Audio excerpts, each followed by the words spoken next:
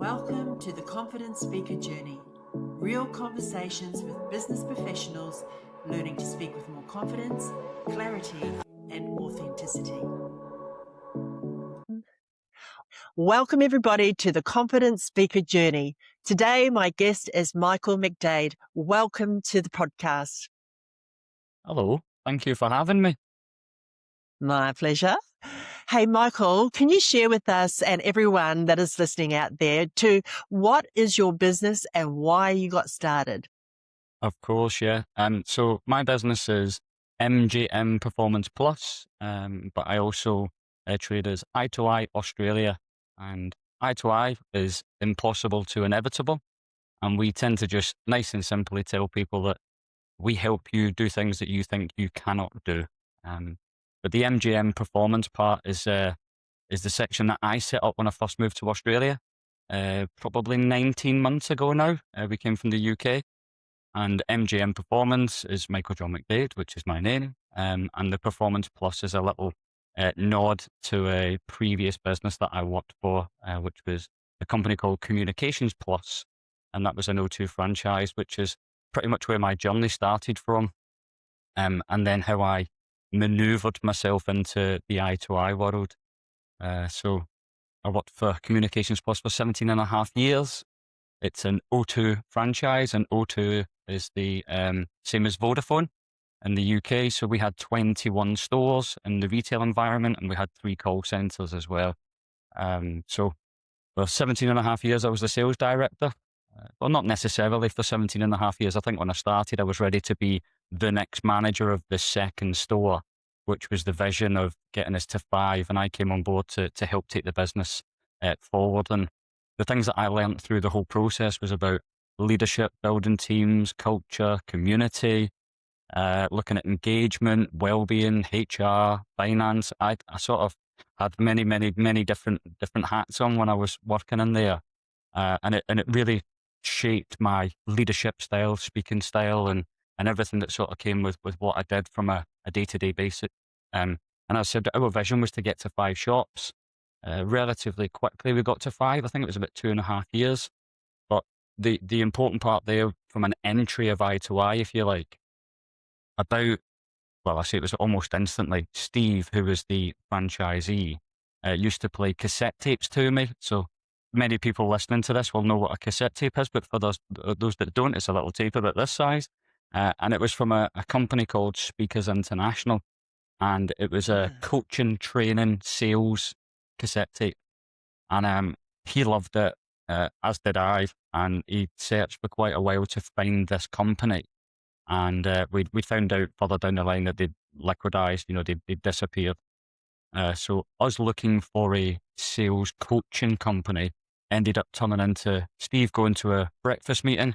He saw a gentleman speak, and the gentleman's name is Michael Finnegan. And Steve came back and said, listen, I've got this guy coming in on Monday. I don't think he's doing what we're looking for, but this is really cool stuff, so let's have a listen. So fast forward to Monday, Michael Finnegan comes in, and it was almost a jaw-dropping moment of, wow, this is different. This is not what we were looking for. This is all human behavior, why we do what we do, the psychology behind how we think, the science behind how your brain works, why we make decisions. And it was about sustainability, consistency, making sure that we had habitual behaviors across the business. So it quickly transformed our culture, because we put our management team and anyone that was a little bit senior and had been around for 12, 18 months through a 2-day program. I was lucky I got to do it. Fast forward a little bit within this journey, and we bought 6 shops from O2. So they were franchising is what they called it. So they were selling off their low stores, the ones that weren't performing. So rather than closing them, they sold them to franchise, and we bought 6. So we were now bringing in, it's almost like separate businesses, but 6 stores from a corporate world back into franchise. And it was about bringing them onto our journey. So we brought Michael Finnegan back in. We put these managers on the same 2-day program, and anyone that had been promoted since before. And then I got to do it twice. So again, very fortunate. But quite quickly we realized that the dialogue and the short term and shorthand communication that we were having wasn't landing with 90% of the business.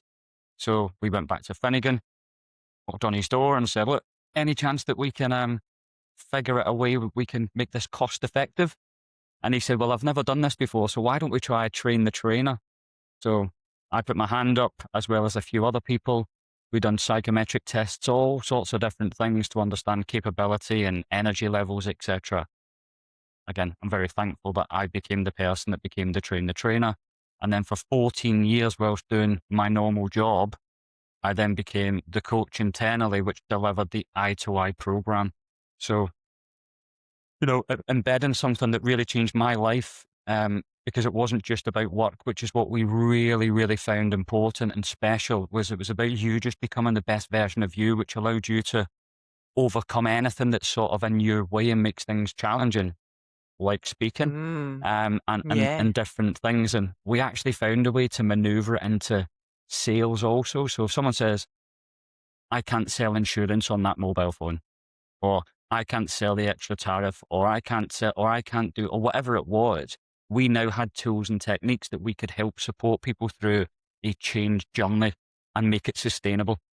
So whilst doing that, it allowed us to go on to be very successful. We were the number one franchise in the UK. We won Investors in People Gold, Platinum, and that's a 3-year process that you go through. We got a Yeah. Queen's Award for our sales structure, which is Energize, which is a product that I actually promote and sell whilst I'm here, and work with a few people with that at the moment. But again, it wasn't just a sales structure. It was built on behaviors. It's building on culture. It's building on habits and all the language I've already used. All of Mm. that built into this particular sales experience or journey. And we showed it could work across 5 different industries, which is why we got the Queen's Award for it, because we showed it worked in a jewellery shop as well as a high-tail retail with O2. It worked in a BMW franchise, in a coffee shop franchise, and call centres and different places. So we found ourselves in quite a unique position to be able Yeah. to build these teams based on confidence and, as I said, habitual behaviours. But people used to say to us, why do you do all this when all you do is sell mobile phones? And we were like, that's why you don't get it. Yeah. So it was always percentage gains, marginal gains. How can we stay ahead of the curve? And it wasn't about being the best. It was about putting ourselves in the best position possible so that if O2 decided we want to sell X amount of shops, or there's an opportunity for opening new stores around, and we always wanted to be at the forefront going, look at us. We're still doing everything correctly day in, day out, top performers. We were the measure of excellence. So everything that I learned there did allow me to come to Australia and bring some really cool stuff and meet some really cool people like you. Thank you. Yeah, what a journey that is. And um, 17 and a half years you were on that journey, did you say? Yeah. Wow. And the amount of the wealth of knowledge that you gained and experience, that's massive, isn't it? And the changes that you saw in your people and your teams, that would have been so Massive. rewarding. Yeah, it Yeah. was. It was exceptional. And again, really fortunate I got to do 2 careers at once. So it wasn't just I did a Mm, bit of coaching on the side. Every employee that we had, we put them on our 2-day program. And then once a yeah. year, they went on a day refresher. And this continued for 14 years. So as you can imagine, that's a lot of people that went through it over the 21 stores that we had. And it was Mm, just, it was rewarding because the conversation and dialogue that people have, or they want to talk to you after, because it opens up the thought process of, if you imagine a tree, and you've got the leaves on the top, which is the bit that we all see. If the leaves are mm, dying and you just paint over the top, the leaves are just going to fall off. And that's what a lot of yeah. people end up doing, is they just paint the leaves. But what we do is we dig a lot deeper and we actually look at, how are we feeding the tree? What's going in to actually make those leaves sustainable and grow the best they can Yeah. do? So people come and have Mm, conversations with you after, and it's not about work. They talk about things that are happening in their life and things that are happening in their family or with their partner, or that happened to them when they were younger. And you almost turn into, it's like a counselling session without it being that. And that trust that you build over a period of time, which for me, I think that's why I've enjoyed it so much and why I'm good at it. I'm a true believer in it's about the people. It's about the individual. It's understanding what goes on in here. And if we can understand the person, then we understand performance. And that's the Yeah. gap that some people do miss. They go straight for performance and say, this is what you should be doing. This is how it works. It's almost that practice makes perfect. Well, not if you're doing the wrong thing. You become perfect at the wrong Mm, thing. So it's perfect practice makes perfect. So it's dig deeper, understand the person a little bit more before you can then start putting things in place, which I know that'll be a big thing of what you do with individuals, because it's similar to me. It's not just about the end product, it's about understanding the process to get there, to make it as strong yeah. and as, again, sustainable as it possibly can be. And that's it. You want it to be sustainable, to give people those great foundations. And it comes back to when you're working with a team, if you don't care about the people know that. So they don't really care about you until they know that you care about them. Yep. And when that happens, when you put structure in place like that, that helps them to solve what they're struggling with, they're so going to appreciate it. And like you say, it's not just about what's happening at work. It's all that stuff they're bringing with them to work that's on their mind, locked in their body, and they're not able to focus on their work because that conversation needs to be had. And when they know that you're there for them to just go blah, get it off their chests and off their minds, and then, support them, then you're going to get, the best out of your people because they know that you care. 100%. And, a Mm, big part of what you're saying there is when people say that the customers are the most important people within their business, well, mm, yeah, there's some truth behind that. Obviously, if we don't have customers, we can't sell, perform, do whatever, bring in revenue. However, your staff, your employees are actually they're more important than customers, because if we don't get the staff right and they don't feel valued, they're not going to go out and deliver the exceptional experience of what you are expecting. So it is, you're so right there. It's about getting people to be able to put things out on the table, to feel comfortable and confident that they can have a conversation and not be judged, and it allows them to actually leave the baggage, if you like, behind them, or mm, to put it to one side, to actually go and be open-minded and deliver what you are mm. expecting them to. So yes, customers are number one, but your staff are really more important. They are your customers at the end of the day. They've got to understand your business. They've got to understand you. They've got to understand the why and the how, so that they can go Yeah, and deliver, as I've said. absolutely. Yeah, well, let's move into your public speaking journey. You've already touched on that, where it started. Can you take us back to a moment maybe when speaking in front of other people genuinely challenged you? Well, I think, and I think this is relatable to people as well. So because I dig a little bit deeper normally, you find it's not just something that's happened recently, or, there tends to be something that's happened along your journey from a young age as well. And Yeah. I always remember being in school and reading a book, and then, you're either sat there and you have to read a paragraph, or it's your turn. And I went to an old boys school, so maybe that added an additional bit of pressure, or something. And then having a slightly different accent. The reason I tell you that is because I Mm, lived in England for 36 years. So I moved from Scotland to England. So there's an added pressure there almost. Probably put it on yourself. So to know it's going round the room and it's coming to your go, and you've got to read this paragraph that's coming up, even that small piece there can sort of condition you one way or the other. And if you take it in a bad place and you get nervous and you stutter and you can't get through it and you muck it up, and then it's heightened because everybody's going, sniggering, laughing, pointing at you, and a bit of banter, but actually the impact that it has is a lot more powerful than you think. So I can take it right back to then, thinking about that particular thing, and I've got this vivid memory of being in. His name was Mr. McCarthy. I don't know why that just came to me, but the teacher was Mr. McCarthy, and he was an English teacher. And I remember then having to stand up and present, and I didn't put the preparation in. I was probably 14, 15 at this time. It was getting towards the end of high school. And I do remember not putting the preparation and not understanding what it was I should have been doing, and then almost trying to wing it and standing up and making a complete and utter fool of myself. And again, the laughing at just so the impact massive.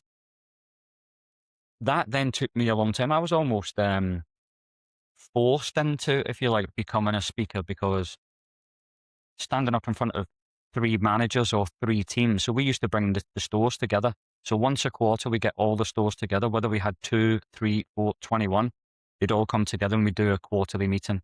But we'd also do managers meetings and all these different things. Having to stand up in front of your peers and speak and talk about experience, the text backs is what we had. So actually what customers were saying about us, and then be able to deliver energize and our values and structure and discipline, and be able to go through a process almost of standing up and delivering, but not just Mm. delivering, giving them things to take away and implement. So I was almost forced into this to be good at it. And like everyone, your palms are getting sweaty, you're really hot, you stutter at the beginning, you try and find your own way around it, how you can make it work. And it did take a while, but as I know now, I can now do it relatively easy, but I still get nervous. But I think one Yeah. of the main ones that still gets me now, regardless of how confident I might come across, even when I'm speaking, is if I'm sat in a room, a BX as an example. So we both go to the same networking, and whether it's BX, BNI, Chambers, whatever the networking is, when you go around the room and you've got 60 seconds, 40 seconds, whatever it might be, and all you need to do, introduce yourself, say your name, what do you do, what you're looking for. The anticipation that builds when it goes around the room, I must mentally go back to how I was in that classroom and go, it's nearly me, it's nearly me, come on. And you go through the same process and it gets to you, and then you go until you get moving, and then it's okay. So Yeah. that environment for me is the bit that I find more challenging than standing up and speaking. However, I take it back to the point in the classroom is lack of preparation is a key thing for people. They don't do enough prep, because at the end of the day, you tend to be talking about yourself or something that you do. Yeah. That should be the easiest thing in the world to do. It should be, Exactly. because you're not talking about somebody else. But No. we all go through it. That Yeah. nervous energy that you have, if you harness it the right Mm. way, it's good. But, there's all different diagrams and things that I'll use within other things. But looking at performance on a scale, and it goes up, and you've got to find the touch point in an arch. But if you go too far the other way, it starts coming down, and stress versus performance is the bit that sort of kicks in. So you've got to make sure Mm. you find the balance right, and it's about not overthinking it. But yeah, Yeah. from school all the way through, and I probably just conditioned myself and not worked on myself enough to still get better at that. Yeah. Yeah. There's definitely some stuff you can do that can help you let go of the programming that happened way back when. And it's really interesting that you mentioned that experience, because just yesterday I was coaching someone who said they had exactly the same experience. And we do a little process to go back in time to find the memory that is dictating how you are in the current time being affected. And so it's interesting that you say that you still feel it today whenever that's, coming around to your turn, the anticipation gets you agitated. And there is definitely plenty that you can do to let that go. The reason why I say that is it was one of my fears, and I've frozen in networking meetings to the point that I've totally embarrassed myself. And that's what it was. It was that anticipation of it's coming, it's closer, it's my turn, and like you say, it's stuff about ourselves and our business that we know off by heart, but it's all the pressure and the dialogue, the mindset, that we put upon ourselves that get triggered in that moment. And Yeah. it it really doesn't have to be like that. These days, I love it when I'm in BX in our networking group and I do get called up and I'm not freaking out. That's massive for me to get to that stage these days. And yeah, like you say, there's work to be done there. Yeah, yeah, yeah. And we can And always it's, learn, can't we? yeah, that's right. And it's so worthwhile because that's pressure. What it does. Okay. So going into that experience for you now, when it's coming up to your turn, are you hearing dialogue? Like, is it, is it present in your own mind what you're telling yourself? Yeah, it probably is. And I'm getting far better at going, shut up. Yeah. Just telling myself inside, shut up. It's fine. Like, you know it is. But then you still go, Yeah. I know it is, but come on, it'll be all right. And then you're thinking, you almost read the first line and you hit, what am I going to say? I'm going to say this, I'm going to say that, I'm going to, and so yeah, it's just a process. So I can definitely hear it. And it's nothing like Yeah. it used to be, but it's Yeah. still there. And I've got an Still example there. actually. Um, and it's not even in that environment, but I was on, so I'm doing some work for a company currently, and we were on they're using another training company for something else from an industry point of view. So I'm on the Mm. call and a few things come up that I'm like, that's a little bit questionable. I just want to ask a couple of questions. So I Yeah. unmute it and I'm waiting to get an opportunity. And I can feel my heart rate starting to like get faster and faster and faster. And I'm like, so then I'm going through my own process of, is this the right question? Is this why I'm feeling like this? Should I ask the question? What's it? But then I'm going, shut up, ask the question. So then I ask the question and it's fine. But that anticipation again of just waiting for your moment rather than just being able to do it, because that was a tip someone gave me a long time ago. Go first. If they go, does anyone want to? I'll go. And then you've got no thought process, you just go. Yeah. Because it was the same. I'd go to franchise meetings and there'd be 20 franchisees in the room, all people I know, speak to them on the phones daily, no issue whatsoever, everything's cool. And then it's, oh, we've got a couple of new people in the room, or there's a new guy from O2 stood at the front. We just want to go around the room, how many stores you've got, blah, blah, blah, blah, blah. And I'd be going around the room and I'm going, oh my, and then I'd say it. And I'd be like, why was I so nervous there? Like, I'm only talking, we've got 21 shops, we've got this, we've got the other, we do this, that's us. Thank you. But Mm. still inside. But I think the good thing is, when you say to someone after, oh my God, I was dead nervous then, I don't know why. They go, you'd never have known. Yeah. And that's reassuring. And they always say that, oh, you'd never have Yeah. known. So you think, well, it is definitely me that's putting this on. Like, I've got to Mm. control what's going on in here. And again, it's all the stuff I teach. I know that. And Yeah. you know, I've nearly fixed it. Yeah. So I try and keep a little Good. bit of the nervousness just so it's keeping me. I know I'm Yeah. alive. I know I'm Yeah. real. I know I'm human. Yeah. Yeah. Yeah. It's all good stuff. And, for anyone that's listening, it's, the basis of it is it's a program, it's a belief that we've taken on from the past, and it gets triggered into the present moment. So it's something from the past that gets triggered into the present moment when you are in a situation, a similar situation, and that voice, for some of us, it's a voice. For me, it was so loud when it was coming to my turn. My head would be saying, you're going to mess this up. They're going to see right through you. You're stupid. You don't belong here. It was so loud that I could hear it. And one of the simplest things that you can do is learn to have a dialogue with that voice. And when it becomes your friend, then it becomes quieter. So you start to have a conversation. It's okay. I've got this. You can relax. Yep. And that's a technique that I pass on to people. Have a conversation with that voice, because what it's doing is it's trying to protect you. It's the protective mind trying to stop you from putting yourself in a situation that could possibly make you look stupid, which is Yep. one of my patterns. So these patterns are in the background of your mind, and they are dictating how you behave. But once you become clear about that pattern and you recognize it, you can actually create a relationship with that dialogue, and it just settles right down. The voice becomes quieter. If we Yep. try to push it away or, bury it, it just becomes louder the next time you're in that situation. And I love getting into the stuff. It's just so helpful. It's easy and it's helpful, and you can start practicing it. Yeah. Yeah. Self-talk's Um, massively important. It's huge, isn't it? Self-talk. Yeah. Yeah, because you know what? Yeah. We don't speak to other people like that. But yet, when you listen to your dialogue, you start to notice that you're treating yourself not so Yeah. good.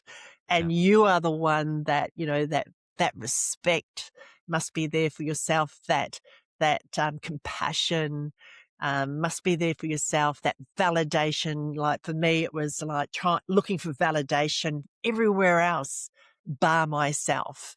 And when you flip it back, and you start supporting yourself, you start giving yourself the safety that you need because that's what's happening. You don't feel safe. And when you Yeah. support yourself and give yourself that safety, it changes. The situation Yeah. changes and you start transforming. It's a really Well, I think freeing. that's one of the biggest things as a speaker. When you Mm, speak, your expectations are, "I need everyone to like me." hmm That's a big expectation, and I've come to terms now with not everyone's gonna like you. It's not a Exactly. popularity contest. If you can No. touch one person in the room, then you've made a difference. If you can sprinkle some magic is what I look at. If I can sprinkle some magic on a daily basis, then fantastic. But if I'm speaking Yeah. and I'm focused on someone or someone else, and I give them 5 seconds extra than I would have done, and I can see they're engaged, and it's not the person that's got their head down or they're on the phone or they're looking the other way, or, you know, you'd end up judging them, which affects you at the same time, when really it's not a popularity contest. It's actually just get your stuff across the right way. Because then you've got to think, well, Yeah. if that person's got the head down on the phone, they might be making notes. So why should I then be thinking in my head, oh, they're not even listening, they're not paying attention, maybe this isn't good enough. What if I'm not saying it correctly? Well, no, they might be the hardest working person in the room now because they're actually making notes and you don't know. So it's understanding that you don't have to be liked by everyone. That's a big Mm, thing. And then just be confident and be prepared in the stuff that you're talking about. And yeah, if people yeah. make eye contact, spend some time with them, focus on them, and then move on to hmm your next person in the room and so on. So there's, speaking wise, I actually feel so confident when I'm stepping up to speak in comparison to that little bit within that little environment and sat down and explaining who you are. The getting up and Yeah. speaking, whether it's in front of, 60 teenagers in a school, which I've done recently, or whether it is standing up in front of 400 people in a room and delivering whatever it is that you're delivering, or to a sports team or something else. I love that. I actually never feel nervous there. And that when I now think about and reflect back to go, wow, my self talk's obviously very good there. Now I need to Yeah. redirect that into those smaller environments when you're just standing up Exactly. and speaking for 60 seconds. Yeah, and you've flexed that muscle for 17 and a half years. So your body, your mind, your heart, your emotions knows it very well. But that other situation, which you probably are now doing more regularly, becomes more practiced. Yeah, And this is a good point for people to know. Preparation, like you said, is so key. Practice is another. And taking the action is what gives you the confidence. Like people expect to have the confidence. That's something that I had mentally expected of myself, was that I should be able to do this. Everybody else can do it. Why can't I do it? It was just, yeah, that high expectation, and overlook the fact that it's actually a skill. And like yeah, any other skill, you start somewhere. You start at the beginning and over time you get better and better. So why do you expect to be able to do this instantly without preparation? Preparation's so key. It's when people start realizing that they're taking it also personal, and when they step back and have a look, well, yeah, it is a skill. I've just got to, yeah. like anything, like learning how to drive a car, I've just got to learn those skills, put them all into place and start practicing until they become automated. And I love seeing it where people actually get that. And Yeah. I'd imagine that's awesome because the volume of people that you speak to help them, it's not just for the speaking, is it? It'll help them in so many different things in their life, which is incredible, fulfilling from your point of view. Yes, absolutely. Because I've felt that journey, and I get it. And most of the people I work with, it's not just a public speaking fear, it's a social anxiety as well. It's actually started from that. and people are moving through time as they age, still having that fear of social anxiety. So therefore, public speaking is way big. It's even Yeah. bigger. Yeah. All right. Well, let's talk about hidden costs. Like many people think the challenge is simply public speaking, but often it's much bigger. There was probably moments along my earlier career that it has prevented me from doing things. Um, even being able to deliver something, and again, just because it's the reference, but from an O2 franchise meeting, I do remember being in one. This is how bad it got one particular day, that we had to talk about this new particular phone that had come out, find something that we wanted to speak about that we were going to go back to our teams and share. And we'd be standing up and telling everyone what we found, what works, really simple stuff. And as it was getting 3 or 4 people before me, I was like, I need to leave the room. I feel like I feel really ill. I feel a bit sick. So I made an excuse almost to get out because I thought, what if I don't deliver this right?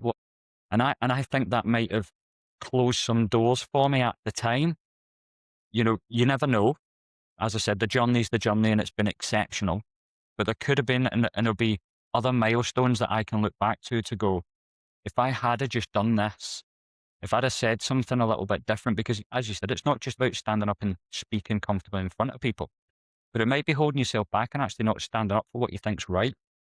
And in Mm, an environment where you sat and a leader of something else is saying something and inside you're going, that's wrong, but that's not the right thing. I should say something here because I know the answer and I can articulate it. And then you go, I won't bother.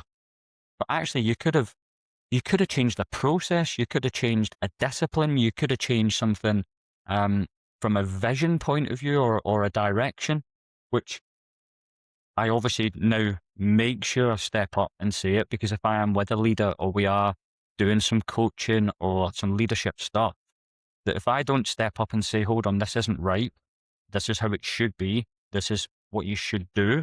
If I hold that back, I'm doing them a disservice as well as myself. And I'm not going mm, to be the best coach, consultant, whatever you want to call it, that I can be because I'm holding myself back. So I know previously there's been numerous times where I should have said something, should have done something, and it's almost after you go, what was the issue? Why didn't you say that? And then you start, mm. reinforcing those negative pathways you've got, Yeah. which then makes it harder for you further down the line. Yeah. So yeah, many doors. I think many doors along the way. I've really missed opportunity. Not going, yeah, me, I'll do that. Yeah. 100%. But obviously, you had the courage to, or the intelligence to reflect on that cost. And then you must have changed something to land where you have to have the experiences and the opportunities from there on. So maybe it held you back in those times, but it didn't stop you from moving forward. Yeah. So there was again a pivotal moment within my career. So before I went to work for Steve at Communications Plus with the one shop, Mm. I'd been headhunted from another mobile network called Three. And I used to ride my bike to an O2 store. So I worked for the corporate world first. And lived in Southport in the UK. I used to ride my bike. I then Like a got push an bike? opportunity, a push bike, Push yeah. bike? Yeah, a push bike. I like this though. That's a nice push bike. Yeah. So, so I took this other job. I was about to leave. The day before I was leaving, I could ride my bike to work. It was in the same town. I knew it perfectly. I knew all the people around.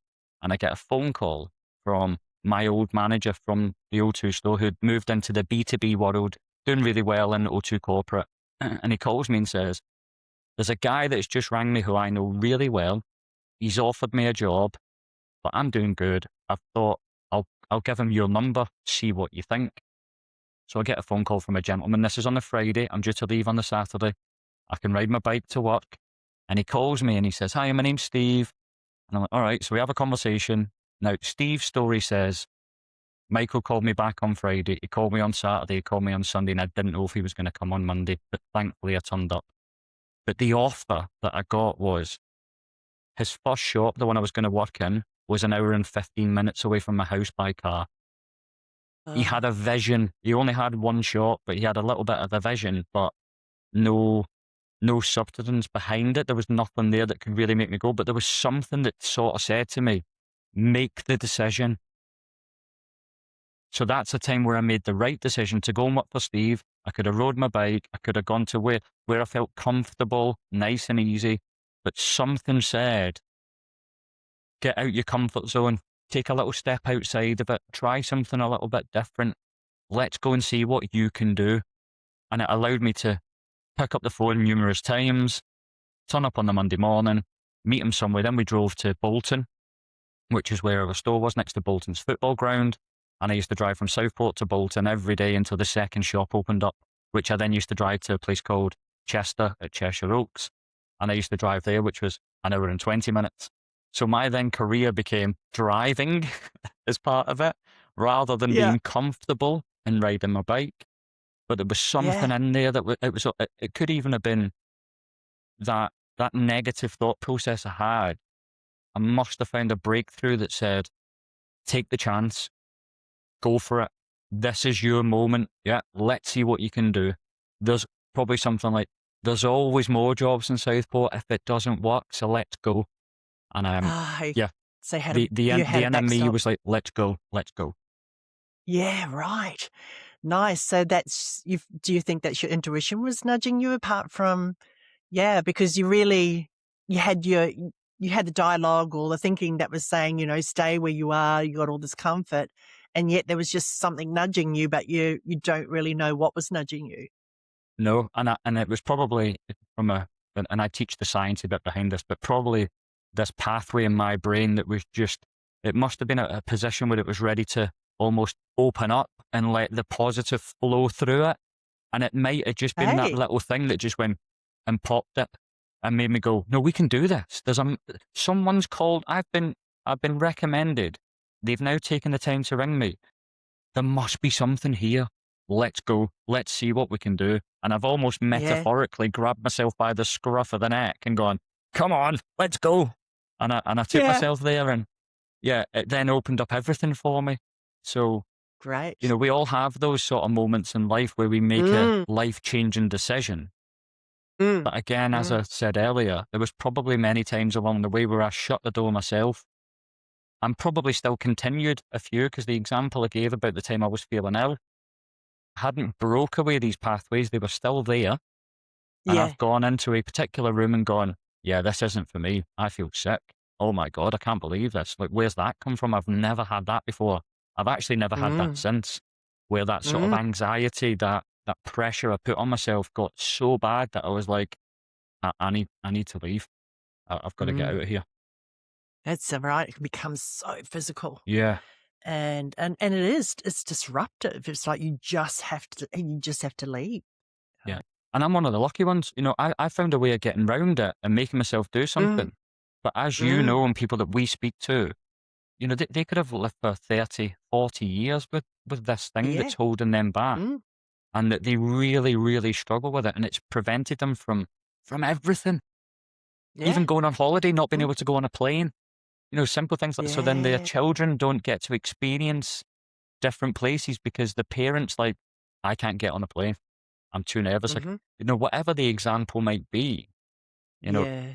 everyone has it, but to Yep. what extent is it doing damage to you is the key thing, isn't it? Yeah. What it's costing you Yeah. in experiences, financially, physically, mentally, emotionally, the cost can be huge. Yeah. Awesome. Thank you for sharing that. So let's go beyond the public speaking. As your confidence grew, what surprised you most being on stage? So as confidence grows in one area, it can knock on to another area. Did you have experiences like that? Yeah, yeah.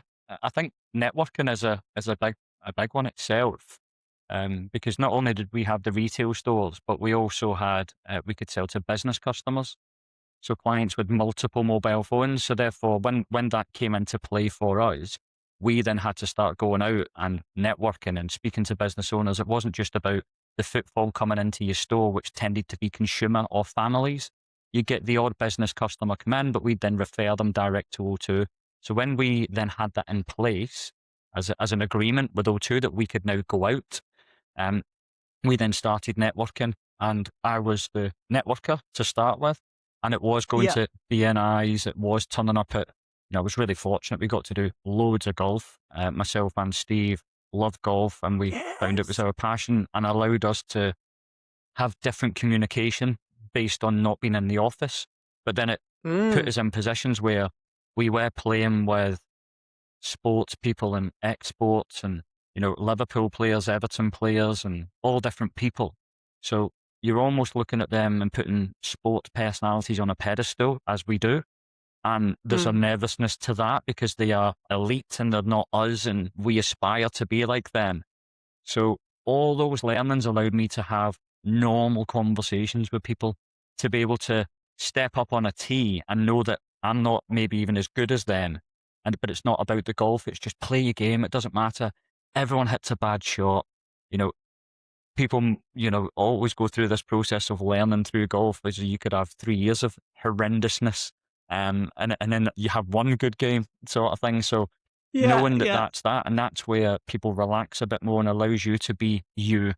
And so it opened up golf for me in a way of understanding people are normal, regardless of what you might think they are. So, Sir Kenny Dalglish as an example.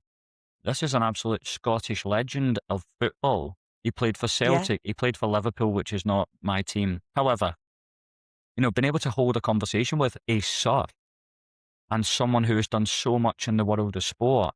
But then that was also Mm. linked with the Marina Dalglish Foundation, which was to do with charity, then opened up different doors that way and gave me opportunities to take these skills to actually put them to practice and spend 4 or 5 hours with someone and actually hold conversation with them that could turn into a sales conversation. But it was actually about understanding that be confident in yourself, be confident in that you're talking about you, but question them, get to know them, understand them.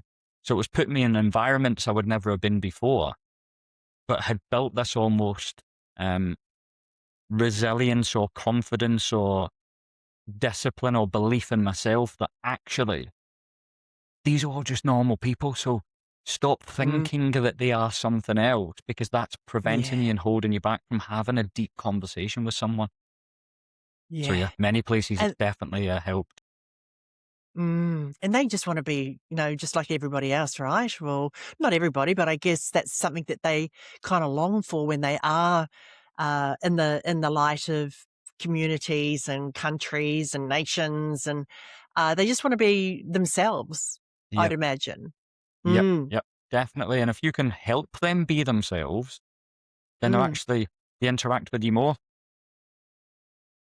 So then Yeah. when people do go, oh, I played with them, they're an absolute, and I'm like, well, that's probably not them, probably more you, because you've not allowed them to be them, or Yeah. you've almost been putting them on a pedestal and making it a little bit more challenging. They just want to be treated as normal, like you've just said there. So that emotional intelligence skill that I'd sort of learnt throughout the full process of what I'd done. And that, using my emotion to take the decision and take that role could have been a real turning point for me. And I haven't um, sort of dug deep on that for a long time. So it's nice that we've just brought that up, because it's a thing I'll reflect on after this to go, oh, there's a Mm. bigger piece in there, actually. Yeah, nice. That's fantastic. I've often wondered about that because I've never played golf, and how people have said, golf is a great way to do business. And so I wondered, are people talking business? So that you're saying that they're at least that you're just out there getting to know each other. It's not necessarily about business. It's building a relationship. Exactly that. Exactly that. And the really cool thing is when they then turn round, 9 holes in, 2 hours in. What did you say you did? Talk to me about that a little bit more. And you're going, ah, excellent. And if they don't, Yeah. we've had a great game of golf. Everything's cool. Brilliant. So, yeah, I think the angle for anyone that is a golfer and networks, it's you're not out looking for the work. The work will follow you if you just be you and have a good conversation with them. Because you exchange numbers Yeah. at the end. Oh, yeah, well, why don't we go have a coffee? Why don't we do it? Okay, brilliant. If you set it out that you're actually going to achieve something, it never works. It's like, I'm going to do the best performance from a speaking point of view that I've ever done. Oh, what are you doing? No. Just go and do it Yeah. and just like, come off going, yeah, that was all right. That was good. I could do something a little bit different next time. Yep. But if you're going out to be perfection every time, people see through that. It's about, They you know, do. you make a mistake, they don't know. So that's something to be confident with as well, is that they don't know Mm. that you've made a mistake. They don't know that you might have just said something in the wrong place and you would rather have said it here than there. And that's the bit that we can get caught up on and the bit that can make us Yeah. nervous and actually then make us trip up. It's almost like your shoelaces come metaphorically undone because you've said something the wrong way. Well, if you just stand Mm. still and don't go for a mad run, you're not going to fall over. It's No. okay. So relax, take your time. Yeah. No one Good knows any metaphor. different.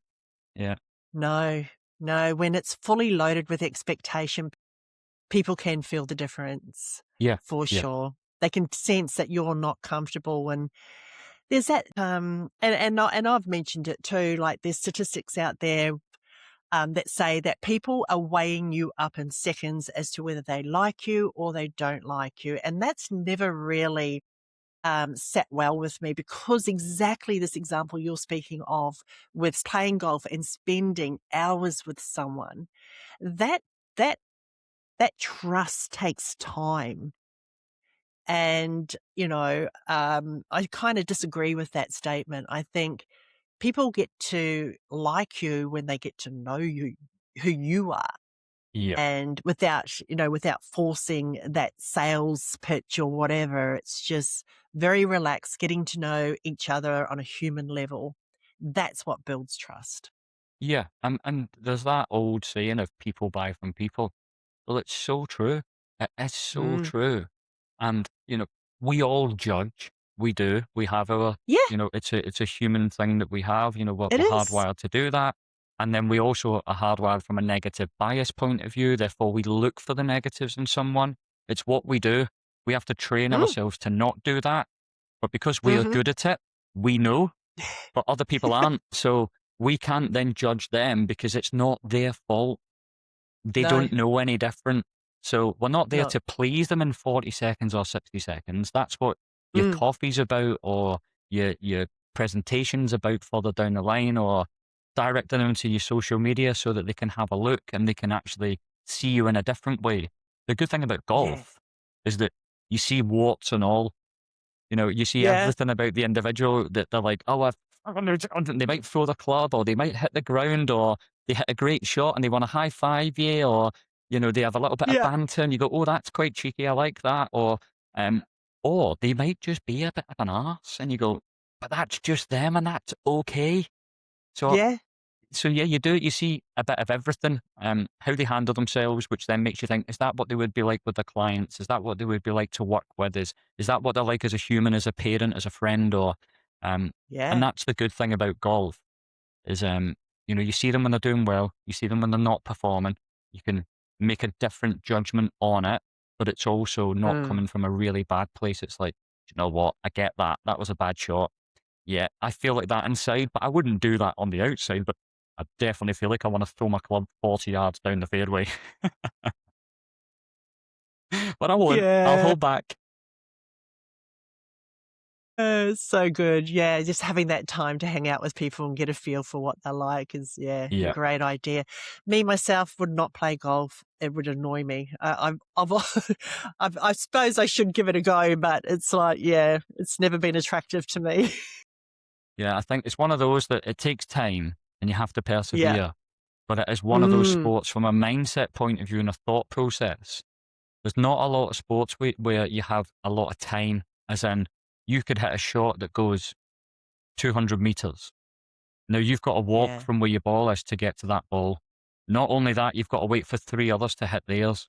So the time that you've got from one shot to another, the amount of thought process that you go through, which is why I Mm. love coaching within golf from a mindset point of view, is it's Mm. about controlling that thought process and Yeah, understanding right. why you're thinking the way you're thinking. So when you get to the next Mm. shot, you're in the best place possible.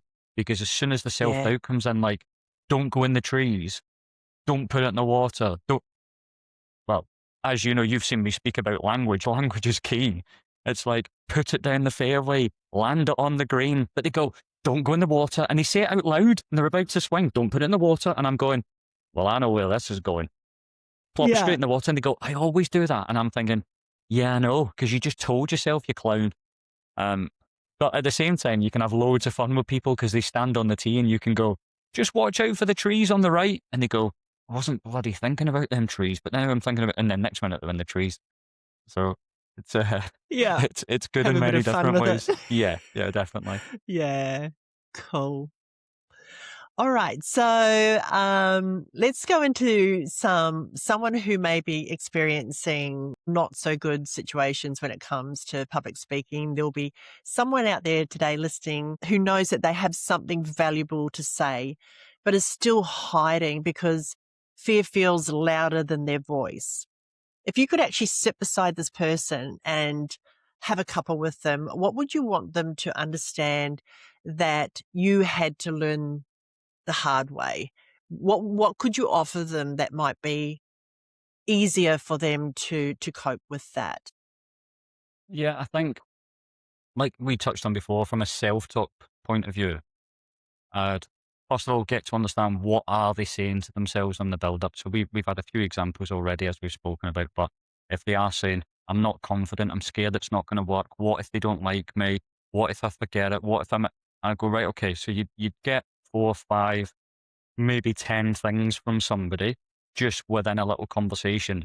And then what I'd be uncovering is, right, they're the 4 or 5 that we quickly need to change. So I'd either get them to write them down on the phone or on a piece of paper. I'm not confident, whatever. Yeah, so they write down some mantras that they've already got going on. And then a quick, easy way, just for the purpose of this, is I'd say, okay, write the opposite. So the 5 you've just written down, just write the opposite. So what do? I am confident. I love public speaking. You could even put, I always get it right. I know my stuff. I am professional, for example. And then I'd say, Yeah, right, yeah. what I need you to do is either take a photograph of this and have it on your phone. Then you could potentially go and print it out. And what I want you to do is twice a day, read this. And they will say, oh, but I don't believe them. I don't care about that. It doesn't matter at the moment. We're going to change the thought process that you've got. So I'd give them that Mm. really easy technique and skill to go write the negative ones down, little sentences, switch it and write down the positive ones. And then from an affirmation point of view, just read over them. Once when you wake up, once before you go to bed. The reason I said print them out is you can next level. In your car, pull down your visor, stick them in there, and then shut it. When you get in, so you read them in the morning when you wake up on your phone, you get in your car, before you drive away, pull it down, read them, put it back up, drive to your destination, pull it down, read them, put it back, go in, do your thing, get back in the car, read it, drive home, drive away, read it before you go in the house and before you go to bed. Because then what you're doing is the consistency of actually trying to rewire what's going on in here and Mm, redirect mm. those pathways from one place Yes. to another. But not only will it then help you with the speaking aspect, but it will change your life.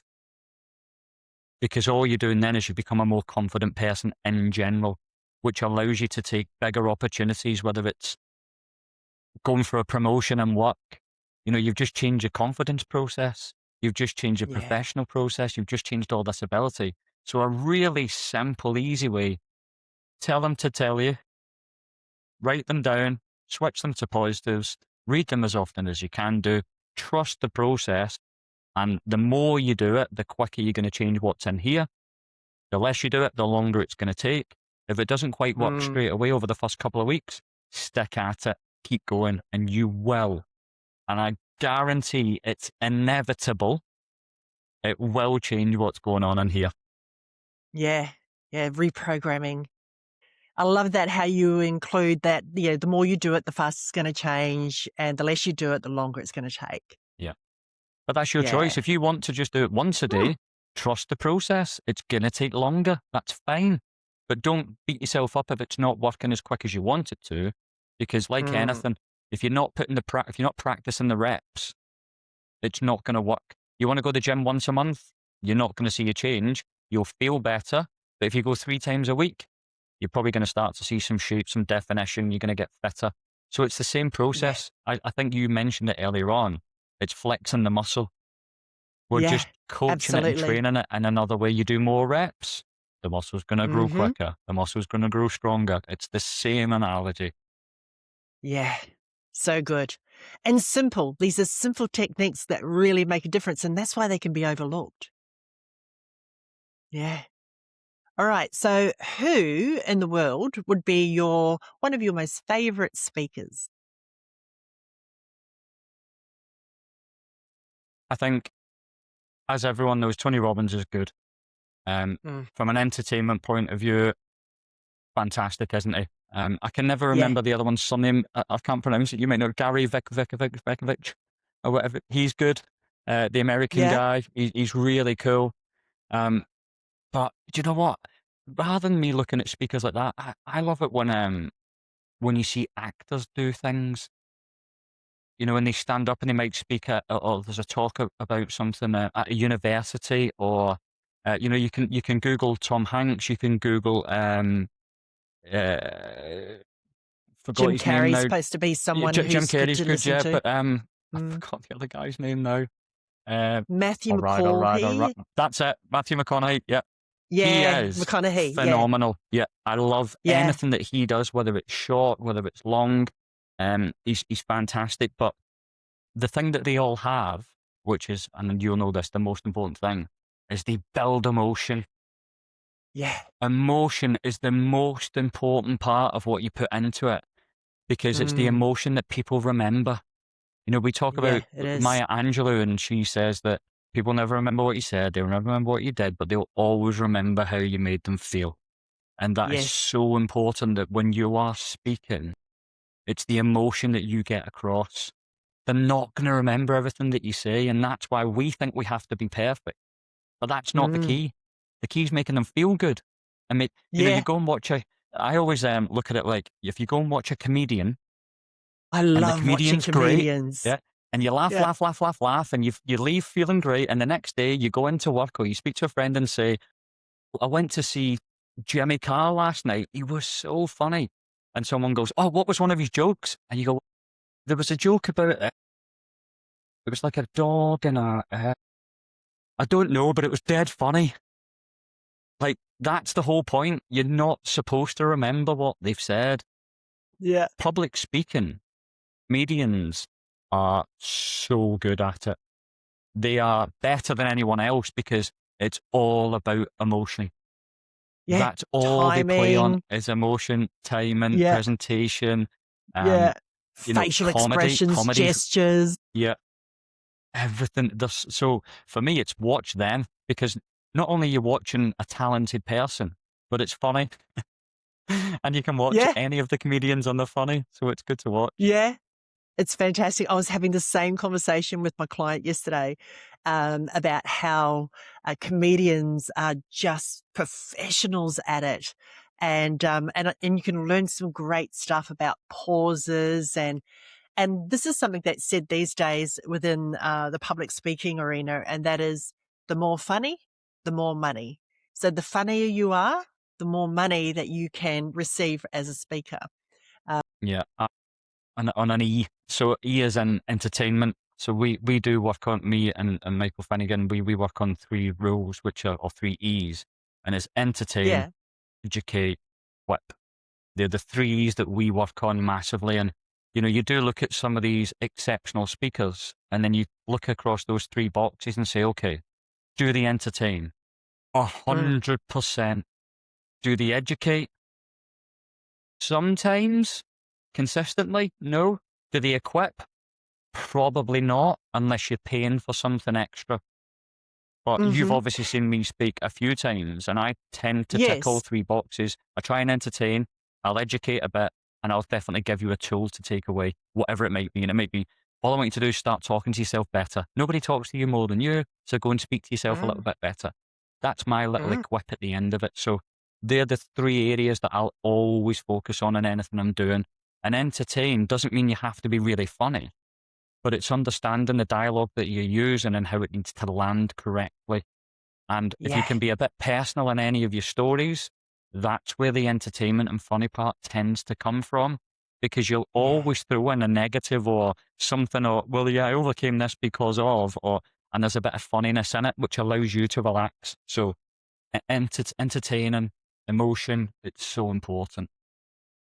Can you clarify a bit more on the equip, the last Yep. point? Yep. So from a tool point of view, so it's actually Mm. equipping someone that they can go away and change something. So even if it's a sales process, if I'm stood up talking about energize as an example, so it's a sales journey, a sales experience. If I'm talking about it and I only give the first three letters in energize, E-N-E, and I educate them on what it is, why it works, Mhm. but then I'll equip them with something. So I'll say an example of something that we've done previously and why it worked and why we did it. And then the equip is, so if you take this today and put this into the language that you use, or put this forward into your team, you will see a difference right now. So it's equipping them with Gotcha. a technique or a tool that allows them to do it. So you Yep. entertain, we know what that is. Educate, it's about informing them, but so that there's a bit of detail in it so that they go, I never thought of that. That's really clever. Okay, well, now I'm going to give you a little taste on how you can actually implement that. Now, because it's a talk, there's no full, this is exactly how you do it, because then you're giving everything away. But you've Mm. got to give them something to walk away with so that they can actually Absolutely. do something different now, today, Yeah. this moment in time, or on the next call they've got. You know, they smile when you speak to someone. So when you pick up the phone, smile, because they'll feel it on the other side. And even if they're Mhm. in a bad mood, you've just made their day. And they go, Yeah. really? Yeah. So they go, good afternoon, welcome to O2. And the person's like, oh, that was lovely. Hi. Yeah. So that's just equipping someone with a small piece that can make a difference in what they are doing moving forward. So they're the three E's that we work Absolutely. on. Yeah, great. Great information. All right. So, last question. If you were to have an animal totem that represents your speaking journey, what is the first animal that comes to mind?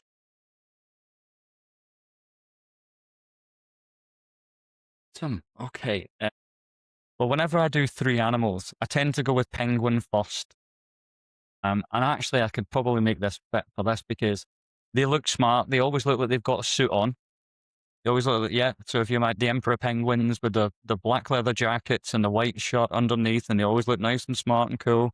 And I love the way they slide on the stomach and fly into the water. So that obviously represents a little bit of fun, a little bit of naivety. If that was my starting one, then that's probably where I came from. So when I talk about entertain, for me, an emperor penguin looks like that, like an entertainer. Um, Yeah. then the middle one, you're probably looking more um, from an elephant point of view, potentially. A little bit more sturdy, a little bit family driven, someone who, you know, trust, emotion, when you look at loyalty. So I think when you move from one to the other and it sort of builds that for you. And then I think if I was to blend both of them together of where I am now, and I am looking at my three E's. So if deep down I've got a professional outlook looking at the penguin, then I've got this loyalty side of that. From an entertainment point of view, I've got to go with like I don't know, a chimpanzee or something, haven't I? Just to throw in that little bit from a top point of view, because they tend to be the ones that are out on show and trying to be funny and trying to do things, but by still utilizing the skills of the other ones underneath. So it allows me to Mhm. have that professionalism on top of that. So I don't know if that's what you're looking for, if that fits what you need, but that's maybe what I'd It's go with. perfect. It's absolutely perfect. It's your journey and your Yeah. symbols that you've chosen. I love that. Hey, thank you so much for joining me today in this conversation about your business journey and also how you've used public speaking to grow yourself and your business. I really appreciate you for being so open, honest. It's been fantastic speaking with you today. Thank you so much. I know. Thank you for the opportunity. I think when we very first spoke, that we had this synergy together, and I think it's been really nice. Every time we meet, I always feel warm and happy, and it's really cool. So I know that everyone that's met you along their journey knows exactly what I'm talking about. So thank you for the opportunity. Thank you for being you, because you've made this really easy. I haven't felt nervous. Wonderful bit all the way through, which is really cool. But no, thank you. Thanks for the opportunity. And yeah, if anyone wants to get in touch with either of us, I'm sure you will. And we'll be sharing some bits and bobs. So yeah, no, thank you. For sure. Yeah, definitely. There'll be information in the description below the video if you'd like to get in contact with Michael. Thank you, everybody, for listening, and we'll see you next week. Bye for now. Bye. Thank you.